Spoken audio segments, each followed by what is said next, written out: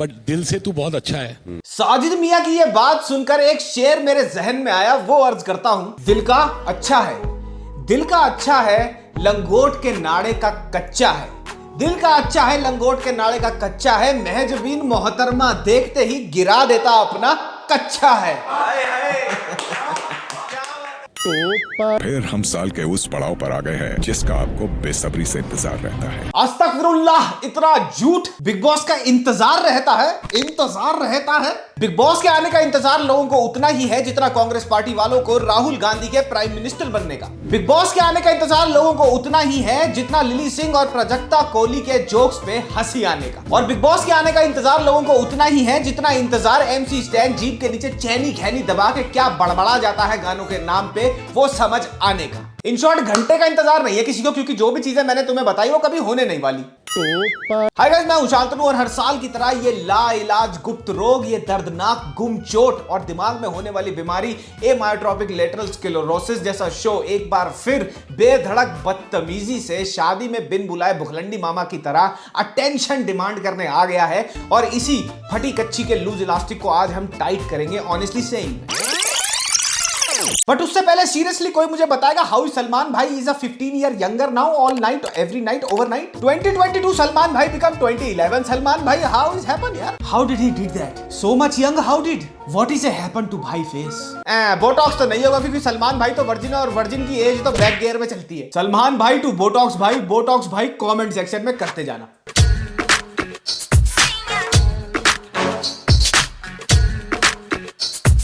तो गाइस, इस हफ्ते आया MDTH यानी मुटलैंड डिपार्टमेंट ऑफ टेस्टिकुलर हर्निया के पास एक दिमाग को सुन्न कर देने वाला, टट्टो के हेपेटाइटिस C को ट्रिगर कर देने वाला शो, जिसको समझना उतना ही मुश्किल है जितना यह समझना मुश्किल है कि इंस्टाग्राम पर झटके से चश्मा नीचे कर देने वाली ट्रेंडी रील बनाने वाले लोग अगर दिमागी रूप से बीमार हैं तो कितने बीमार हैं। बिग बॉस को समझना उतना ही मुश्किल है जितना मुश्किल यह समझना है कि अगर इंसान वानर से आदमी बना तो सोहेल खान आदमी से वानर कैसे बन रहा है। बिग बॉस को समझना उतना ही मुश्किल है जितना मुश्किल यह समझना है कि साजिद खान कैसे कोर्ट कचहरी के चक्कर खा खा के अपनी एड़ियां घिसवाने के बजाय अपना थुलथुला पिछवाड़ा बिग बॉस के नरम मुलायम और महंगे सोफों पे सेक रहा है। Welcome to Bigg Boss season 16। तो लिज्जत पापड़ पे लगी फफूंद के छल्लो जैसे इस सीजन में आपको देखने को मिलेगा सलमान भाई का ध्वनि की रफ्तार से चरमराता हुआ मानसिक संतुलन। होटल मैनेजमेंट में रेडियोलॉजी की PhD करी हुई एक ऐसी पॉलिटिशियन जिसको उसके पार्टी वाले तो छोड़ो, गली का कुत्ता नहीं जानता। मैं हूँ अर्चना गौतम, मैं एक्ट्रेस भी हूँ और हाल ही फिलहाल में पॉलिटिशियन भी बनी। अफीम चाटो डायल्यूटर सुमो छपरी यूथ वेलफेयर एसोसिएशन का brand ambassador. Vada pav India, क्या बोलते public? Vada pav. And last but not the least, इस सीजन में आपको देखने को मिलेगा casting couch and me too veterans rehabilitation programme का मैस्कॉट। और ये सारे के सारे काली पहाड़ी के लाल कब्रिस्तान में रहने वाले गड़मरे लुल्ली पिशाच सुबह उठते ही पहला काम करते हैं अपने आका के लिए गाना गाना।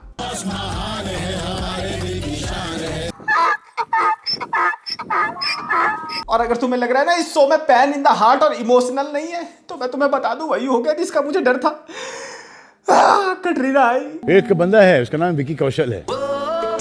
भाई ने कुछ बोला तो नहीं, भाई का इतना बिगा हार्ट है कि भाई ने कुछ बोला नहीं, लेकिन उनको उनकी आंखों में pan is the pan of the pan in heart, और हार्ट टीयर हो गया उनका, सैडनिंग सैड हो गया। यार कैसे कर सकती हो यार कटरीना, तुम ऐसा है कैसे कर सकती हो? किसी भी कंटेस्टेंट से ये बात पूछ लो कि तुम बिग बॉस में आना क्यों चाहते हो, सीधे सपाट आंसर कोई नहीं देगा। जैसे ये क्वेश्चन पूछा जाता है ये साले के सारे फिलॉसफी की बुआ जवान करने बैठ जाते हैं। मेरा अलग मोटिव है बिग बॉस को लेके सर। मैं यहाँ रिलेशनशिप बनाने आया हूँ, मैं यहाँ शो जीतने नहीं आया, मैं यहाँ पर दोस्त बनाने आया हूँ, मैं यहाँ पे दोस्ती ढूंढ रहा हूँ। फट चुप कर।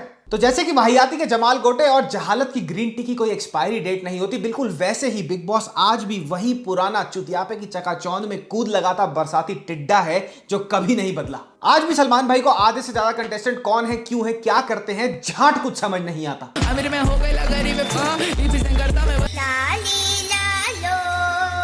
सलमान भाई भी कह रहे हैं अबे ये गुब्बारे वाले को क्यों बुलाया तुमने, क्या बोल रहा है ये। अपने इंट्रो में पूरे 5 मिनट गुटखा चबाने की आवाजें निकालने के बाद MC स्टैन से सलमान भाई पूछते हैं भाई तूने ये बोला क्या।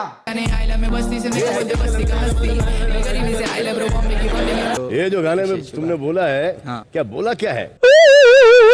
अरे सैमल्यून भाई, इसने कुछ बोला नहीं, इसने 1 रुपए में 2 भोले मुनक्के टपाए, नशा चढ़ते ही सेंटर फ्रेश खाई और चिमगम चबाते हुए जो भी आवाज निकली उस पर बीट डाल दे, बन गया गाना।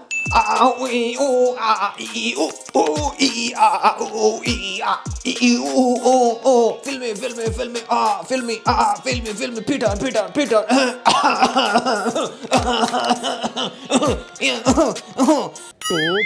अगर अमेरिका के पास लिल वेन है तो बिग बॉस 16 के पास है लिल कान में पेन। गले में इसने अपनी चेन पहनी हुई है अपने वजन से 3 गुना और उस चेन पे लिखा है हिंदी, पर ये भाई बोलता लैटिन में मलयालम है। एक्टर के लड़के ने आइलो में बस्ती से मेरे को बोलते बस्ती का हस्ती। It's like that. It's like that. ये फिल्म में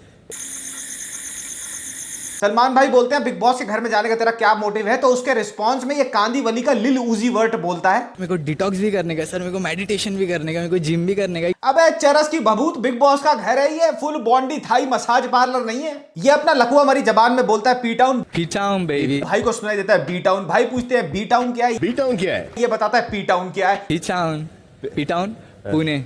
अच्छा, पी पुणे, टाउन। पुणे। हमें नहीं समझ आ रहा ये हो क्या रहा है। माइक मुझे दे दो, तेरा कोई भरोसा नहीं भाई। भगवान कसम सैफलिन भाई ने अपनी ऑटोमोबाइल इंजीनियरिंग में वाइल्ड लाइफ मैनेजमेंट की पीएचडी की पूरी पढ़ाई का जोर लगा लिया, लेकिन उनको पूरे इंट्रो में समझ नहीं आया ये एमसी झींगा मच्छी चीज क्या है। तो ऐसा कपड़ा पहन के पुणे में घूमता है, रास्ते पे घूमता है, तो भौंकने की आवाज नहीं आती क्या?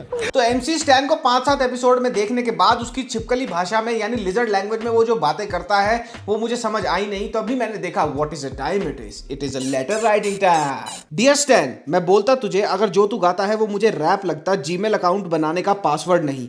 भाई एक बार चप्पल पे आयोडेक्स रगड़ के सूंघने का नशा बंद करके तो देख, मुंह भी पूरा खुलेगा और शब्द भी पूरे निकलेंगे। और मेरे धारावी के ड्रेक, ये तो तेरा लाखों का गॉगिल है, वो आंखों पर लगाने के लिए होता है, नाक पे लटकाने के लिए नहीं। और तेरे पजामों के आसनों को क्या हुआ है, इतने बड़े बड़े 6-6 फुट के आसन क्यों हैं? भाजी तरकारी वहीं धर के लाता है क्या? तेरा जूता 80,000 का होएगा पर 80 सेकंड भी तेरे को सुनना सजा लगती है। ये छिपकली भाषा में बातें करना बंद कर भाई, हम इंसान हैं, हमारे से इंसानी भाषा में बात किया कर। Definitely not yours lizard man, Indian audiences.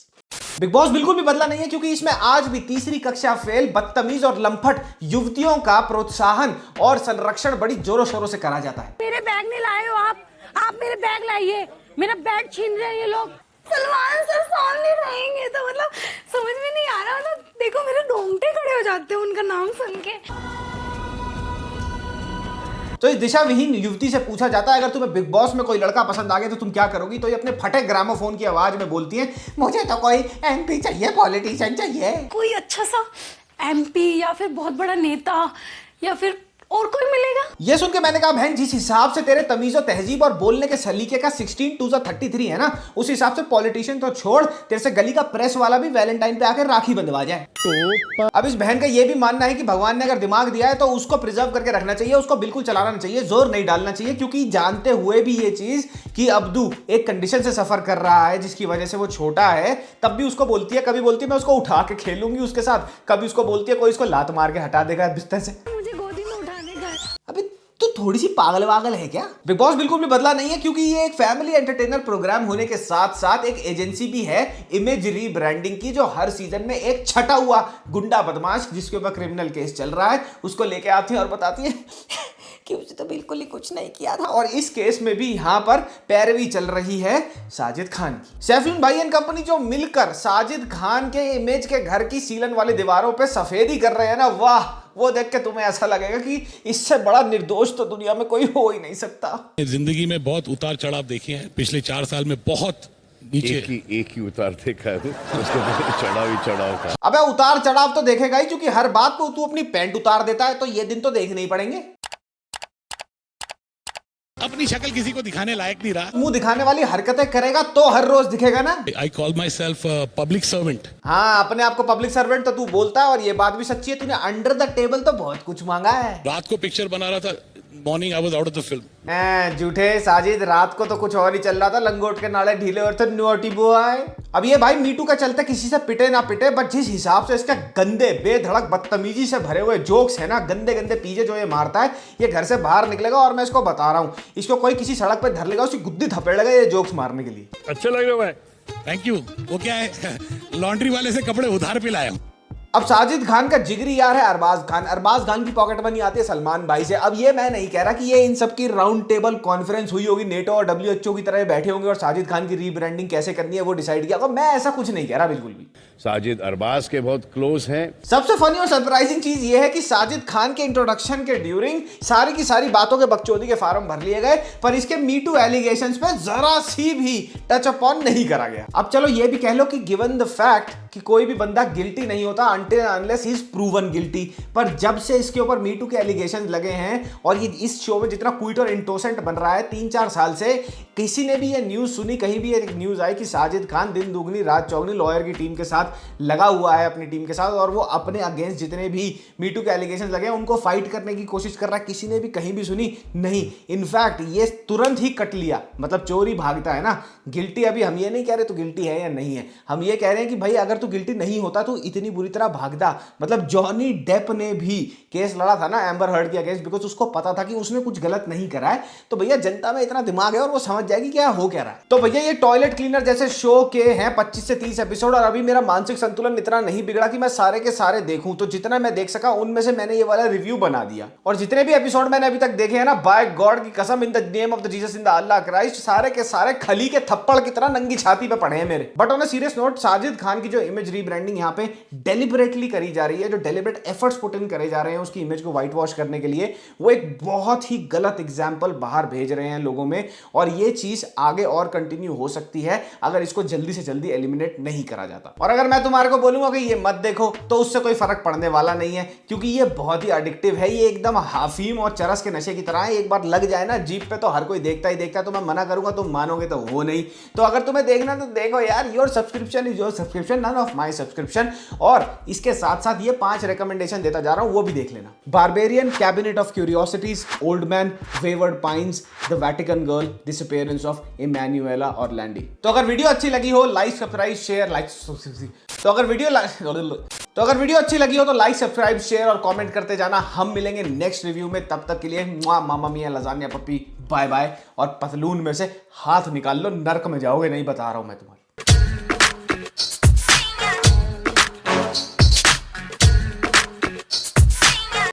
Salman मैं तुम्हें पहली बार देख रहा हूं। अभी तो दिमाग से रिक्शे पे है क्या?